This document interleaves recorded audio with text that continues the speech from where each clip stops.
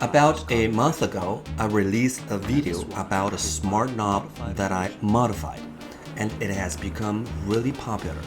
The video got a lot of likes, and someone even wrote an article about it. I'm really thrilled and super grateful for all the support. If you haven't seen it yet, I recommend watching my previous video first before checking out this one. Also, a huge shout out to Scott Betts1 for creating the original Smartknob project. None of this would exist without his amazing foundational work. And today, we are revisiting the modified Smartknob. You might be thinking, wait, is this just the same thing again? But no, this time it's different. Today, I'll be sharing some further modifications. So yeah, today is all about the updates I did to the BLDC motor drive circuit. I'll bring the modified board on camera and run some real tests using a couple of different motors with it.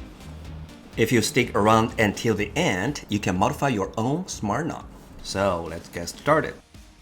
This video is sponsored by PCBWay. In the previous video, I tried to keep the circuit as simple as possible. The thing is that the footprint of TMC 6300 used in the original design is very small, and soldering it can be pretty challenging for beginners. Don't get me wrong, the TMC 6300 is an excellent BLDC motor driver IC, and there really aren't many direct alternatives in the same category. If you are driving small motors below 11 volt and working under 2 amps, this IC is honestly one of the best options out there. The TMC 6300 is nearly perfect for this kind of application. If I had to point out anything, it's that the voltage and the current range are somewhat limited. The motor supply voltage range is 1.8 to 11 volt, so it cannot be used with power supplies higher than 11 volt. And while the peak current can hit around 2 ampere, the continuous current you can actually use is lower because of the thermal constraints. In the previous video, one of the key changes I made was moving the display. That small change actually opened up a lot more freedom in where I could place the motor, which meant I wasn't stuck with one specific motor type or size anymore. So with that freedom, I wanted to experiment with a wider variety of motors. Given all that, I figured this was also a good time to try something different on the motor driver side, instead of just sticking with the same approach. This time, I wanted a bit more headroom, both in voltage and current. I'm still focused on haptic knob experiments, but I want the flexibility to use slightly bigger motors and handle those brief current spikes more comfortably. To do that, I decided to try out a gate driver IC paired with external MOSFETs. This setup keeps the basic control approach the same, but it really expands what you can do in terms of voltage and current. Now, I know it might seem a little weird to use a larger, higher current BLDC motor for a haptic knob, but honestly, these kinds of experiments are where you can learn the most. So really, this modification is more about learning and exploring than building something super practical or production ready. Using a gate driver with external MOSFETs is a pretty common way to drive BLDC motors. I actually used the same approach in the dual BLDC motor driver board I showed in a video last year, and this new circuit is based on that design. So let's take a closer look at what makes this circuit work. First, let's talk about choosing a gate driver. There are tons of different gate driver ICs out there for driving BLDC motors. For example, in a board I showed in a previous video, I used the EG2133. This driver can be controlled with just 3 PWM input signals, which is commonly called 3 PMW control. This approach keeps things simple and works well for a lot of applications. There are also plenty of gate driver ICs that support 6 PWM mode, where each high side and low side MOSFET gets driven independently. This gives you way more direct control over each phase and is usually used in more advanced or high-performance motor control setups. Well-known examples of 6 PWM gate drivers include the DRV8300 series. The FD6288 is another example. It also supports 6 PWM control, which is why we can keep the same pin setup when switching between them. At the end of the day, it depends on what balance you want between simplicity, control flexibility, and what your application actually needs.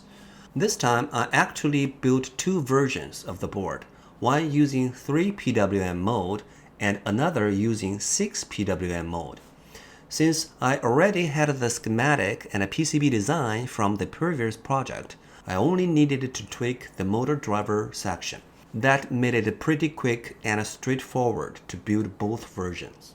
Whether you go with 3 PWM mode or 6 PWM mode, the overall MOSFET output stage stays the same. The gate driver changes, but the MOSFET setup itself doesn't. So this part of the circuit works for both designs without any issues. Next up is MOSFET selection. In this circuit, I use AP30H ADQ, which can theoretically handle currents up to 70 ampere with the proper PCB layout and a good thermal design. Now, obviously, that kind of current is way overkill for a Smartknob application. And realistically, with how the PCB is laid out right now, it'd be pretty tough to safely handle anything close to that anyway. In practice, being able to handle up to around 10 ampere safely is more than enough, and it gives us plenty of margin for the experiments in this video. As I said earlier, there's basically no real-world reason to have a haptic knob that pulls this much current. But for learning purposes, it's still a worthwhile experiment. Precisely controlling high-power BLDC motors at high voltage and high current is a totally different beast and a much deeper topic on its own. For that kind of stuff, something like Benjamin Vetter's VESC is a perfect example and a great reference. Maybe that's something I'll tackle in a future video. Could be really fun to dig into. As I mentioned earlier, most of the circuit this time is just reused from the previous design. The only big change is swapping out the TMC 6300 for a gate driver IC and external MOSFETs. The motor mount board stays the same, which means less schematic and PCB work this time around. As you can see, this does add more components and makes the circuit noticeably more complex than the original TMC 6300 based design. But in return, it really opens up the voltage and current range. Since the TMC 6300 was already being driven using 6 PWM mode, I decided to stick with the same approach here and use all 6 PWM signals for the DRV 8300 based circuit too. The PCB design is also mostly carried over from the previous project. The placement of the gate driver IC and the MOSFETs follows the same layout as my earlier dual BLDC motor driver board. Since I already had both a reference schematic and a proven PCB layout, this part was pretty straightforward. The main new section on this PCB is the gate driver IC and MOSFET stage. The traces connecting the MOSFETs to the motor faces especially need to handle relatively high current, so I made these traces as wide as I could. The 12-volt power input traces for the motor power supply are also kept wide to make sure we get a safe and stable current delivery. The ideal approach is to put a big bulk capacitor on the 12-volt input to help keep things stable. But with limited space on this board, I went with several compact modular ceramic capacitors instead.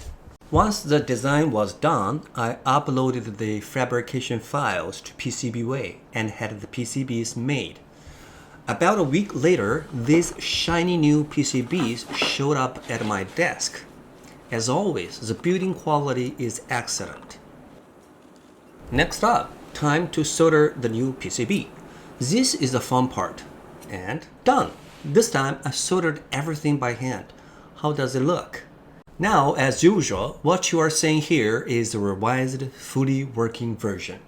I actually went through a couple of failed attempts before getting here. The first one failed because of an error in the circuit design. And on the second try, a short circuit somewhere on the board fried one of the MOSFETs. Thankfully, nobody got hurt. Now that we've got a working board, let's test it with some new types of motors, especially ones without a hollow shaft. One really important thing to remember is that every time you swap motors, you need to adjust the settings. First up, the supply voltage. For this test, I'll be running at 12 volt, so don't forget to update the driver voltage setting in the firmware. As for the pin configuration, when using a 6 PWM setup, it's the same as with the TMC 6300, so no changes are needed there. Another really important parameter is motor voltage setting in the code. This needs to be carefully tuned for each motor. Drone motors especially tend to have very low winding resistance, which means they can pull a ton of current even at relatively low voltages. So you've got to be extra careful. Let's start with this smaller motor, which you typically see in stabilizers or gimbals. For this motor, the drive voltage and motor voltage can be set to the same values as before. It behaves almost the same as the original setup, though the feel is slightly softer. Some motors spin really smoothly when unpowered, which means there isn't much cogging. That said, there can be pretty big differences between individual units. I've seen motors of the same model with way stronger cogging. Next, let's try this yellow motor that you see all over AliExpress. If we leave the motor voltage too high, the current gets way too high. So I brought it down a bit. With that tweak, it works great too. Now let's check out this red motor, another commonly avoidable one. The settings are pretty much the same as the last motor. Works perfectly, just like before. There's some variation between individual units. Some have strong cogging, some don't. So picking the right one matters here too. Finally, let's test this 5010 motor. This one also works without any problems, and the click haptic feedback is really strong when you press it. If the clicks feel too harsh, you need to tweak the program. As a workaround, I added a limit on the maximum voltage during click, so the motor doesn't drive the click too hard. Now that we've tried several motors, let's take a closer look at current consumption. Lately, I've been using this Fenrir's DPS 150 adjustable DC power supply. It's compact and super easy to set voltage and current limits, which is really handy. By powering the board this way, we can also see exactly how much current the circuit is pulling. When the motor is rotated past a virtual endpoint, the current increases. If you raise the motor voltage, the current in that situation goes up as well. Generally speaking, it's better to keep the current below about 500 mA for this kind of use. For testing though, I'll push a bit higher. Around 1 ampere is still fine, but beyond that, the PCB might give up before the MOSFET do, so I'll stop here. With a few small tweaks in the program to match each motor, all of them work perfectly as smart knobs. What's really cool is that each motor has its own personality. The feel is different for everyone. Trying out different motors like this is actually pretty fun. Before we wrap up, let's try something a bit different and run the motor like a regular BLDC motor driver. We've all seen motors spin fast. That's nothing new. So this time, let's see how slowly we can make it turn. I'm using a slightly tweaked version of a simple FOC example sketch. Can you see it moving? It's turning so slowly that it's hard to tell at first. So let me zoom in a bit. Now you can see it, right? Being able to control a BLDC motor this smoothly and precisely is always really satisfying.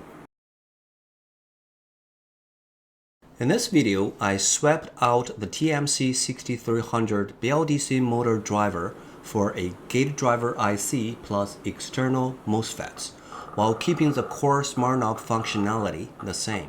As you can see, it works great and it behaves pretty much the same way. Throughout the demo, I've been using the 6 PWM board, but the 3 PWM version works exactly the same. In fact, you only need to change a single line in the code to switch between them. Either way, this gate driver plus MOSFET approach gives me a lot more margin in both voltage and current, which makes experimenting a lot more comfortable. That said, for pure Smartknob applications, I've got to admit that the TMC 6300 is still the better choice. It's simpler, more compact, and work really well for this purpose. Using a gate driver IC with the external MOSFETs does make the circuit more complex, and it takes up way more PCB space. But in exchange, it lets you drive much beefier motors. For applications that need large BLDC motors, this kind of setup is pretty much essential and offers some real advantages. This video wandered a bit away from the original Smartknob use case, but it also reminded me why Smartknobs are so cool in the first place. Going forward, I'm planning to make more in-depth videos about microcontrollers and BLDC motor control, so stay tuned. If you are into this kind of content, please consider giving this video a like and subscribing to the channel. That's all for today. See you in the next one. Thanks for watching.